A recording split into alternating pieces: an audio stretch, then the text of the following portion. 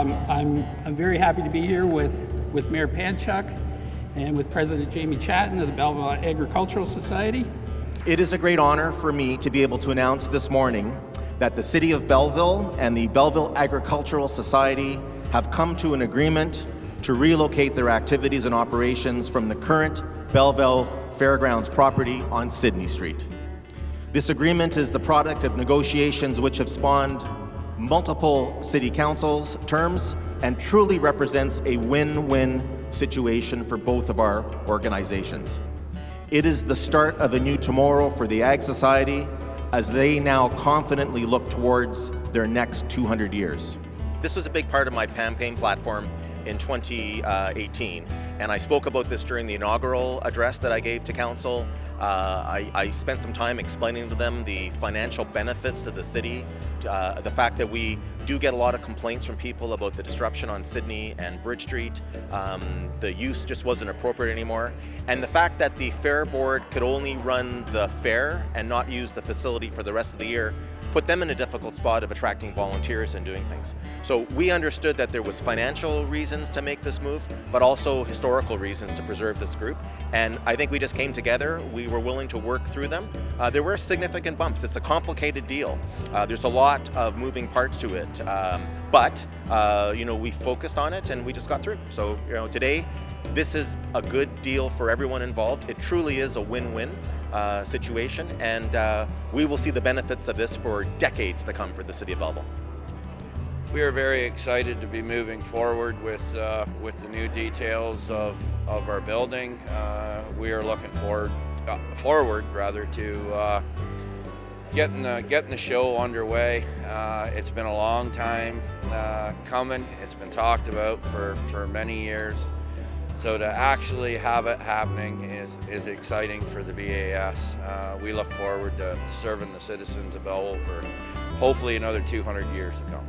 I think over the years, particularly when the hardships presented themselves with the loss of horse racing, it was really a period of adjustment for both the city and the Ag Society. And some of those years weren't very good, quite frankly. There were some difficult years where we weren't really acting as partners. We were acting more like a landlord and a tenant, and those are your issues. So there was a lot of trust to overcome.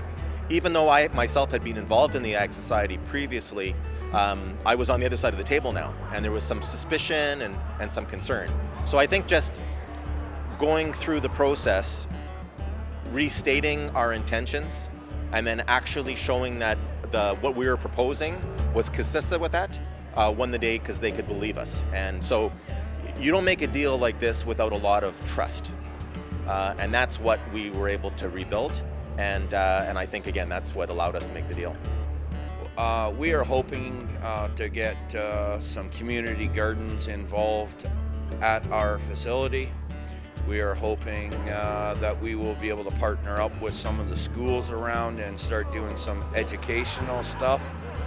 Kind of bring the community, closer together.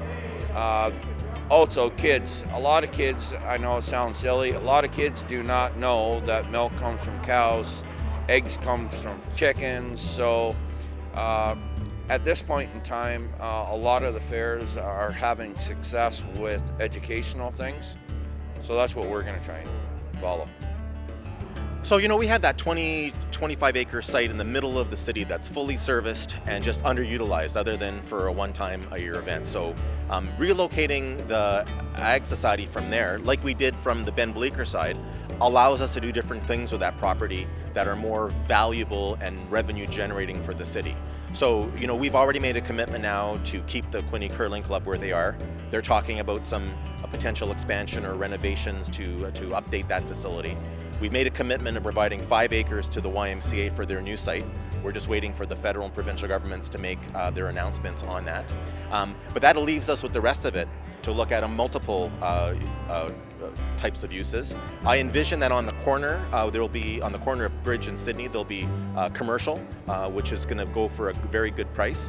But the rest of that site really is going to be up to us to decide with the neighbors and the community what they want to do. So I would imagine there'll be some residential housing on that. Don't know what exactly, but that. And then there'll be some parkland or outdoor recreational space that we'll work on. Then when you look at the new site that we're buying for 60 acres, we'll be giving the Ag Society about 25 to 30. The remaining 30 acres we are going to be able to sell, and we'll be servicing that because they're sanitary now to the McQuiggy Lodge, so we'll bring that east underneath Highway 37. And those properties along Black Diamond and 37 that are not generating very much revenue at all for the city are they're going to sell for a very good price, and they're going to generate millions and millions of dollars in tax revenue in the future.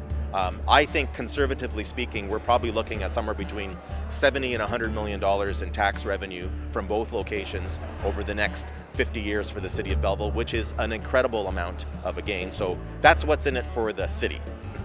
There was that financial aspect that it was a benefit for the city, but also for the Ag Society. This was not us trying to win something at their expense. We both wanted to find a solution that we could win with. The Ag Society is going to move to a brand new location, closer to the 401, and they're going to get a brand new 37,500 square foot building, which is going to allow them to have fully sanctioned horse shows. That means it'll be the only building of its type between Toronto and Ottawa. That will attract the circuit, that will attract people coming in. They'll be able to use this facility year-round.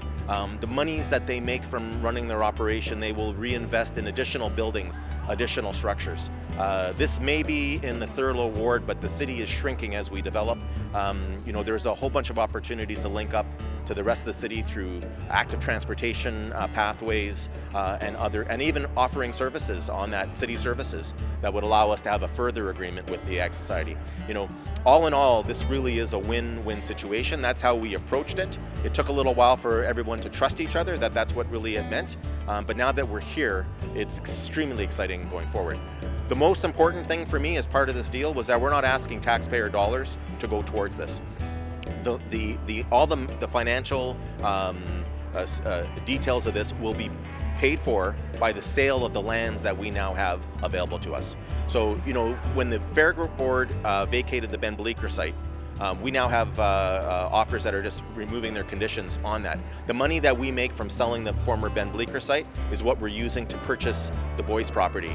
Once we sell the properties at the former Fairgrounds property and then the extra space up on 37 and Black Diamond Road, that will pay for all the improvements we're going to make to the site, as well as the building we're going to construct for the Fair Board. So, again, win-win situation for all involved. Taxpayers aren't footing the bill for it, and then we give ourselves the ability to have an Ag Society with another 200 years ahead of them.